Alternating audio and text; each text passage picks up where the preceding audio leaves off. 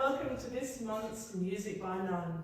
I'm delighted to be joined by my two dear friends and colleagues, Hanna Geisel and Nathaniel. And together we have an ensemble called Alta Bellezza. For those of you who have stumbled across this channel and you're not necessarily a medieval nerd, I'll explain a few things. Back in the day, there was a classic music combo called the Alta Cappella.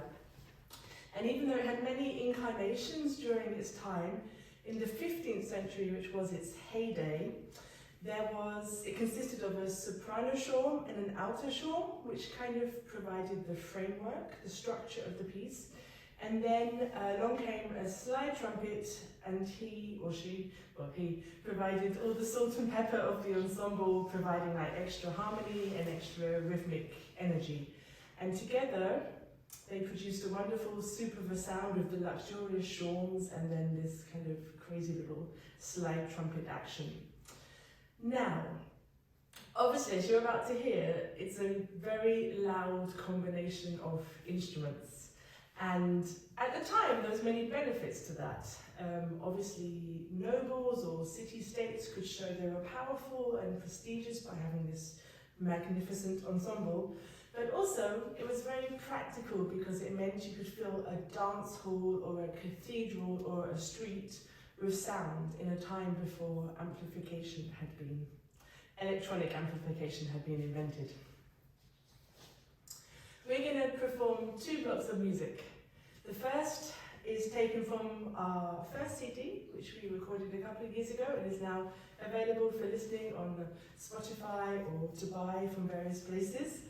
And that will be sort of greatest hits highlights, including wonderful pieces by Dufay and Banchois. And then the second set in this concert all comes from a program we will be recording in May.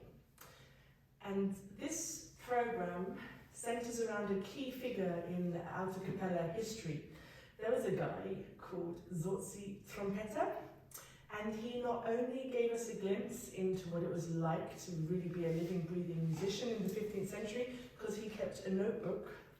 Also, he went on to establish one of the most famous wind bands, which was the wind band in Venice, which had a great and glorious history. And in between, we will be doing the most important thing. We'll be wetting our whistles with a special cocktail, and we will chat a little bit about what it's like to play Alta Cappella, why we do it, what inspires us, and why we find Alta Cappella so glorious. So now, I think, without further ado, I will introduce my colleagues, Hanna Geisel and Nathaniel, and we will play a great concert for you.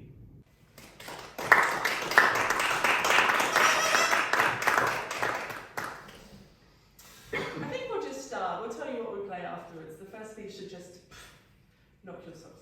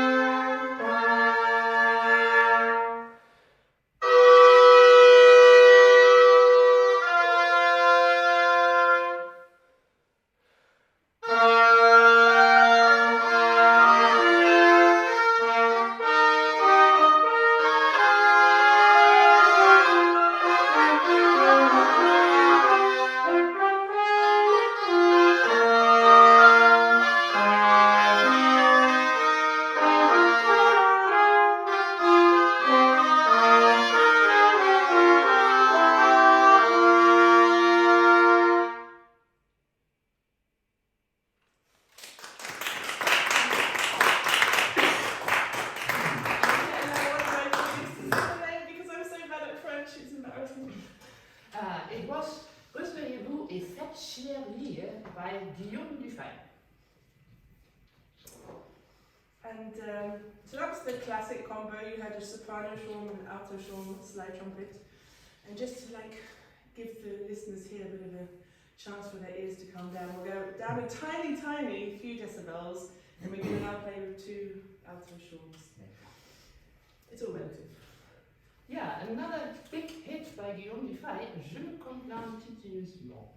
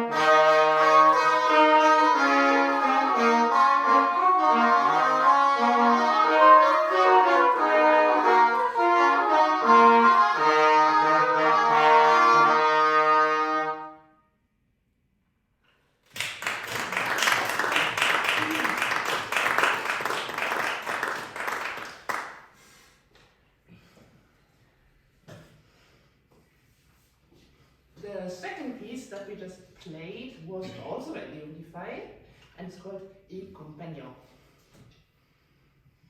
And we're going to go on to play one of the greatest 15th century hits. Triste plaisir. The only piece in this block not by Dufay, but by Gilles Banchois.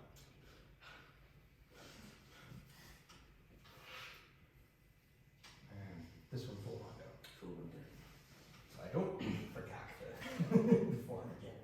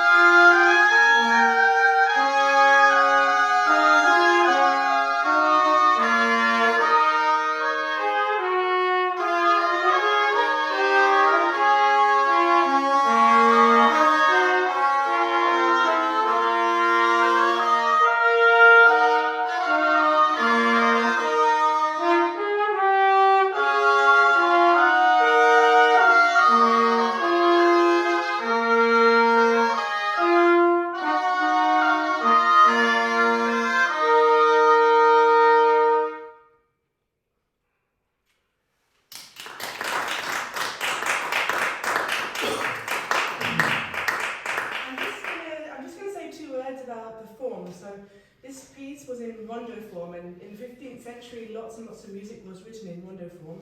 It's actually a lyric form, and you had like a main text which musically ends up being like from the beginning to the end of the piece, and it's sort of cut in two, so we call that A and B. And then the form goes back, and it's new text, but it follows the rules of A, so we call that a little a because it's new. And then you go back and you do the original A again, and then you go back and you do with new text the whole piece again, but with new text, so we call that small a, small b. And then to finish, you go one more time to the beginning, and then you have the original text again, so like a big A, B. Giant refrain. Yeah, and so what we try and do is we try and reflect that. So we play once through the whole piece, like tutti, all three of us, which is like the big A, B.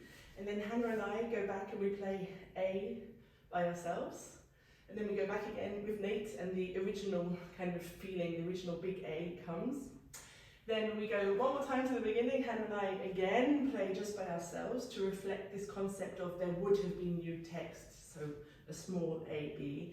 And then finally, you hear the beginning a last time with the original text again, a huge big A, B with everyone. And that's what you just heard, a rondo form. So now you know. And we do that a lot, we often use that combination for colour, for musical reasons, but also to give Nate a lovely chop break, Yeah. which is important. These are not the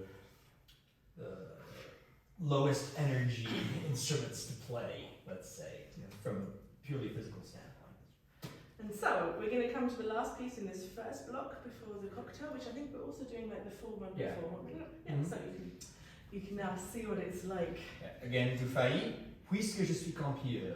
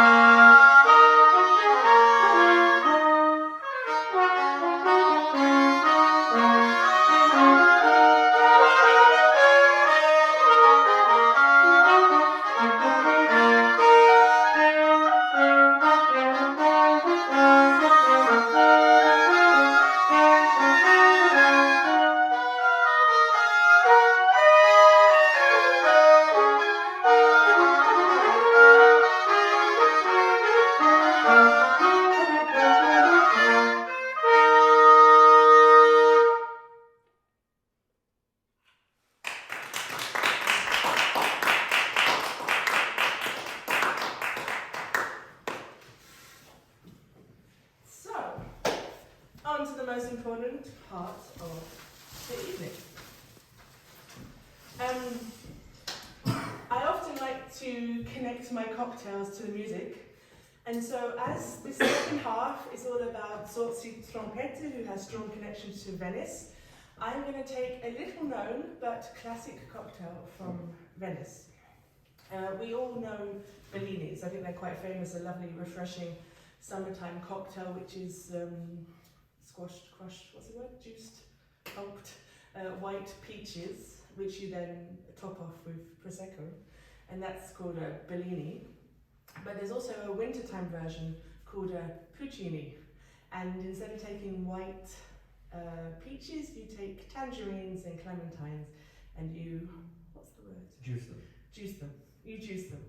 And then you top that off with Prosecco, and as we are in winter, and there's an abundance of tangerines in the shop, that's what I've done for tonight. So, if my lovely assistants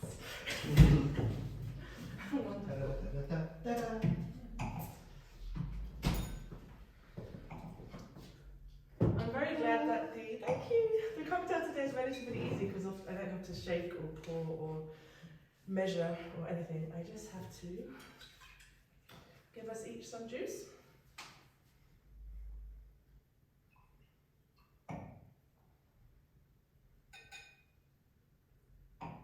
I added a tiny bit of ginger as well, just to spice things up. And of course you guys can all try this afterwards, there's lots.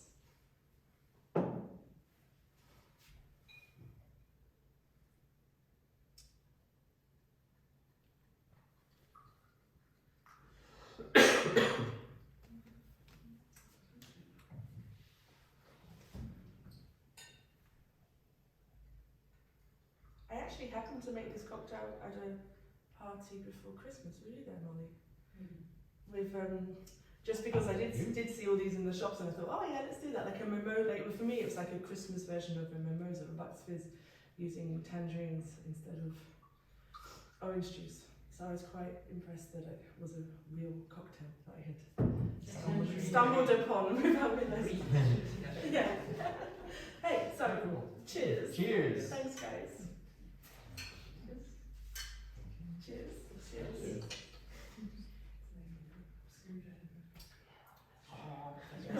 That's really nice. You guys are in for a treat afterwards. Yeah. Yeah. It's perfect. Nice treat. So normally what happens now is there's a little interview. Alec comes and asks some questions, but unfortunately he couldn't be here today. But we're going to have just a little chat about what it's like to play in an alta cappella and that sort of thing. So I think maybe my first question to you guys is, obviously, what we do, alta cappella is such a niche in a niche in a niche. Even people who like early music, which is anyway a niche of classical music, you know, even people doing medieval music don't necessarily know so much about alta cappella. How did you guys stumble upon it? How did you get interested in it?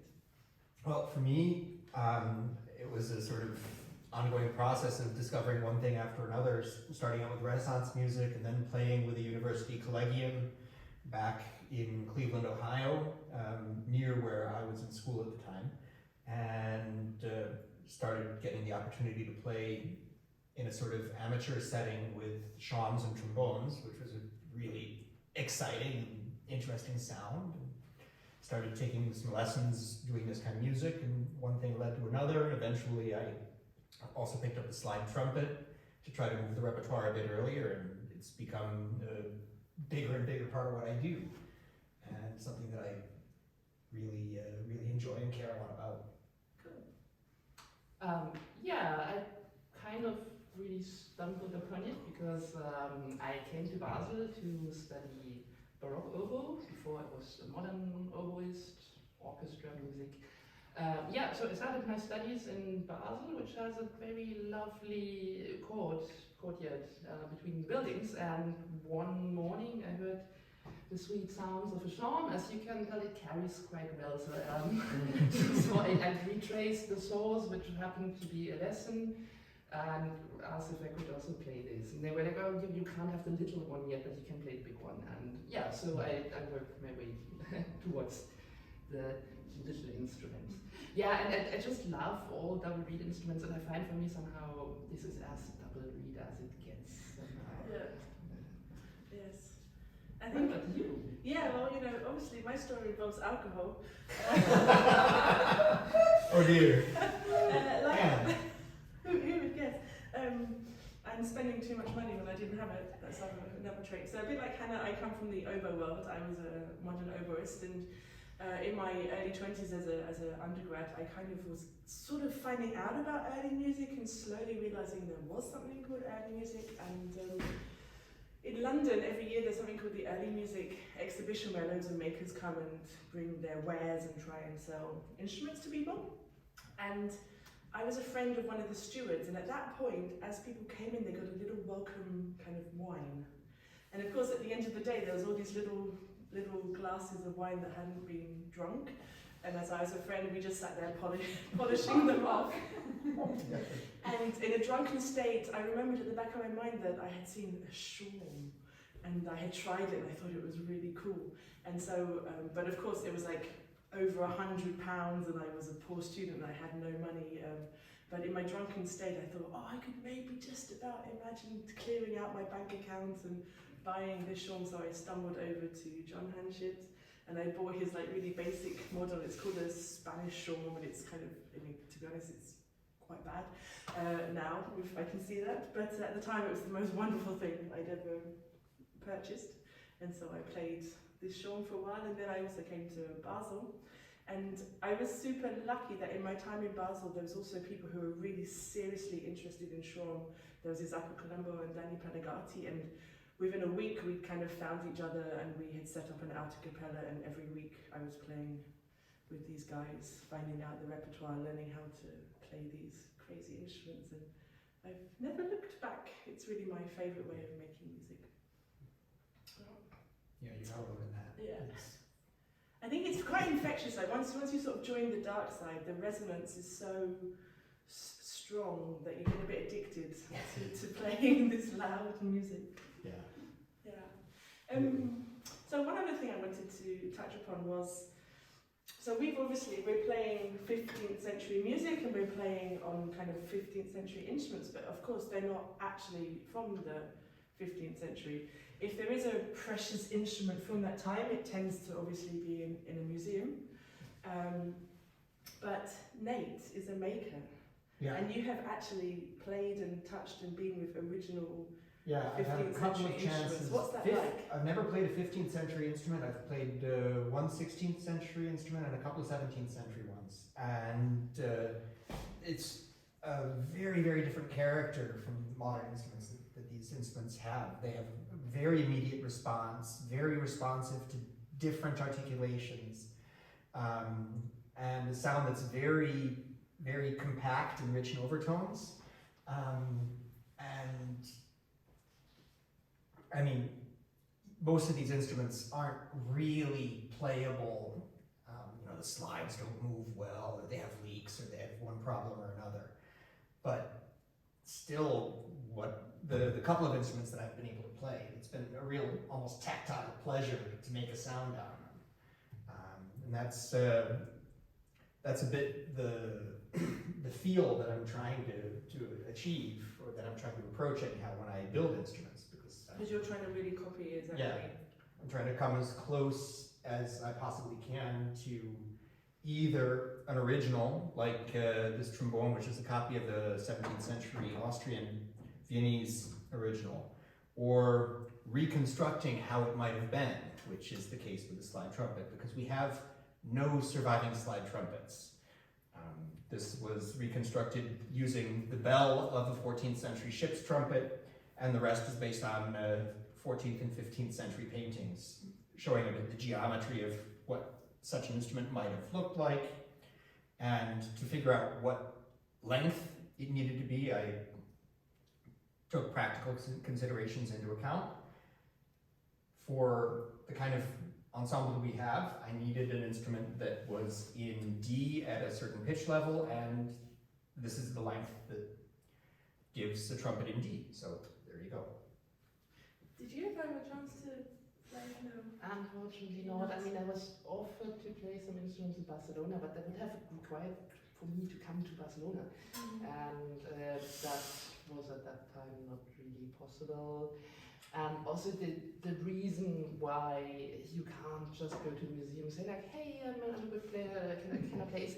It's actually not very good for the original instruments to be played because the humidity, sweat on my hands or something, they all do like little bits of damage to the instruments. But since we only have about a handful of surviving instruments for the SHAWMS, none for the slide trumpets, it's actually really important that they get preserved really well. Yeah. Did you ever try one? No, that's my dream. Lifetime bucket list Yeah, thing. exactly. Yeah. Lifetime bucket list, yes. And then just one last thing I wanted to touch on before we play the second half. You might think we're playing my music because I've got a music stand here, but actually that is literally just my script. We are playing from memory, and that's very important for alto cappella playing. It's become kind of almost like a tradition, steeped in the fact that historically that was pretty much what was been happening. You don't see any iconography with like wind players with music, and they were not educated in that way. They were educated more in an oral tradition. In fact, I think, isn't there some like, there was a yearly meeting when alto capellas would come from all around Europe and meet, I think like somewhere nearby in Alsace, there's some documentation, they would like sort of descend and spend a weekend trading songs. Yeah, not only alto capellas, I think, but generally court musicians were sent from all over Europe to teach one another the latest songs. And then they bring these new songs back to the courts of the cities where they worked. So that's kind of one of the reasons we really like go for it and do that. But then I think we've all got personal reasons why we then discovered we prefer it. So maybe you want to. I mean, for me, it's almost a more natural way of making music. You don't have something standing between you and the audience, and I find that I'm more involved in the totality of the ensemble when I'm playing from memory, because what I do is with my role in the ensemble really depends on the other two voices. I'm often left field somewhere and I need somewhere to hang my hat. So working from memory, I end up committing all three voices to a certain degree to memory and internalizing that, and then it becomes almost second nature to then perform, because it's so essentially internalized. That's just fun. Yeah, I think it's just fun. I just prefer it. Yeah. And I mean, except for the part where you need to memorize the piece, it's really easier in a lot of ways. Also, if you've done it a couple of times, it's actually not that difficult. You need to find out your own way, how you like to memorize things, but then it's like actors also do it all the time. Yeah, it's true. Big famous soloists learn whole concertos with lots of notes. Yeah, I mean, memory is a muscle that you can train. I mean, the first time I had to play a concert from memory, I was absolutely terrified. And yeah, Hanna, you helped me a lot through learning that program back almost 15 years ago. Yeah, and I have to say I do a lot of stage directing as well, and like that part of me also is very happy when you don't have stands and music and blocking and people like turning pages, and there's something very theatrical just having three musicians on stage with just performing with a direct contact to the audience. Yeah, it makes for very simple logistics as well. Yeah. Mm-hmm. Yes. So I'm going to make myself a little mini one, and then we can do the second half, and maybe Hanna, you could tell the story. Okay, as Anne mentioned, we're preparing our next recording, focused on the notebook and the surroundings of Zorzi Trompetta from Venice. You could talk about an hour about this Zorzi character because he's really very interesting. I'm just going to say he started his career off as a ship trumpeter, so he was driving around on ships of the Venetian commercial marine. His main job on board was to give signals to the harbors and to other ships. But also, when they were higher-ranking guests on board, he would also play to entertain them, and he would also also play on the shore with the pefari, so the players of the SHAWMS. And he kept actually a pretty good record of this activity because he also had his accountings in this notebook. The next piece that we're going to play is a reminiscence to his time on the ships. Because there's an anecdote from the 15th century. So a ship near the Venetian coast got into a very strong storm. People were afraid that they were going to die, but the ship didn't sink. Next morning, when the sun was rising, they saw a church on the nearby shore that was dedicated to the Virgin Mary, and the pilgrims who were on board of the ship, together with the ship trumpeters, played an Ave Maris Stella to thank Mary for the rescue. So we are going to play Ave Maris Stella by Guillaume Dufay. Sorry, I'm just going to read that because it's too tempting.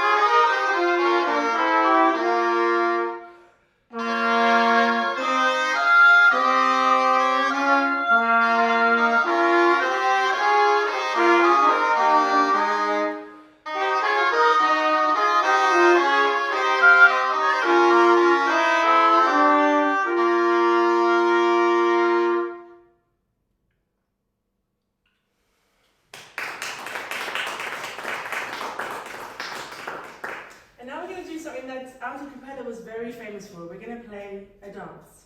In Italy in the 15th century, they had a type of dance called a ballo, and that was a dance that consisted of different different styles, different types. You'd have a very slow bass dance, or a slightly kind of skippy saltarella, or a crazy fast piva, and they made dances which kind of evolved back and forth between all these different styles. So have a little listen, see which part is what step.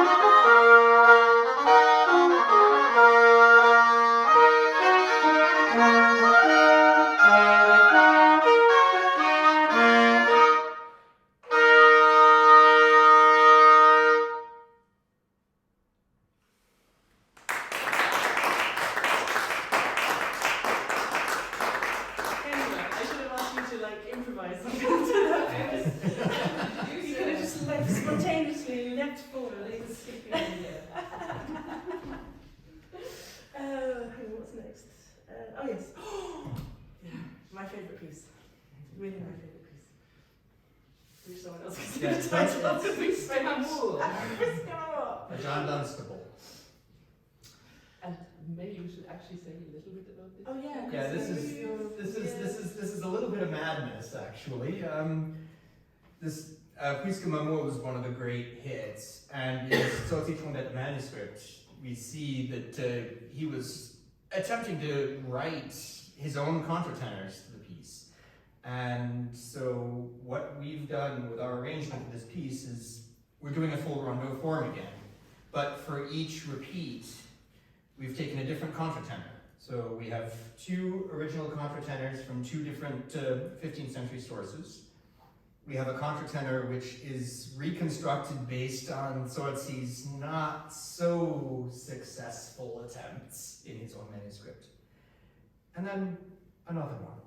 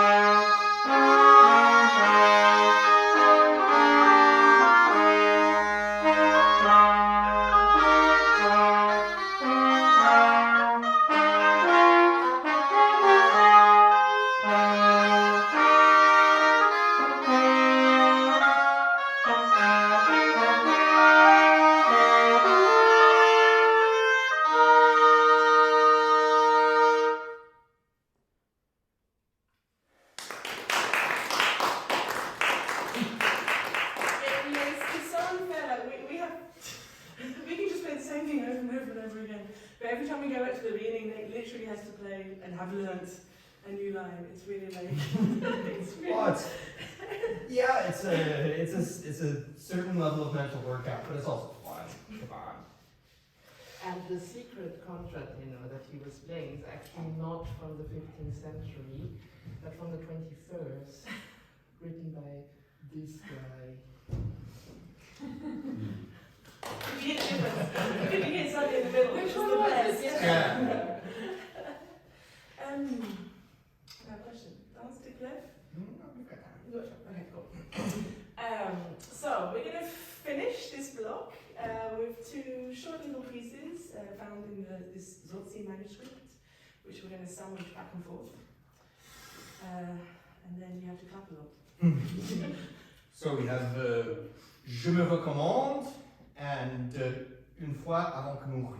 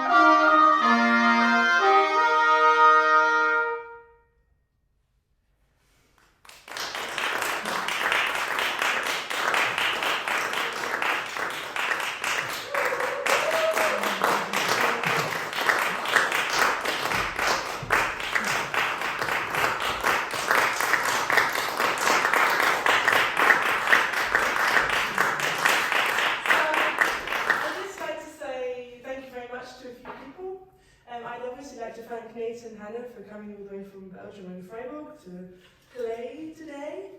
I'd also like to thank you guys for choosing to come and enjoy this concert with me. I know you're just coming for the cocktails, but I'll pretend you enjoy the concert as well. And also I'd like to thank everyone out there who's watched this video. Of course, do like and subscribe and do all that stuff you're meant to do on YouTube, because I'm trying to grow this channel, so we'll see what happens. And all I can say is we're going to have a final little goodbye piece, and then we'll turn off the camera and the real party can start.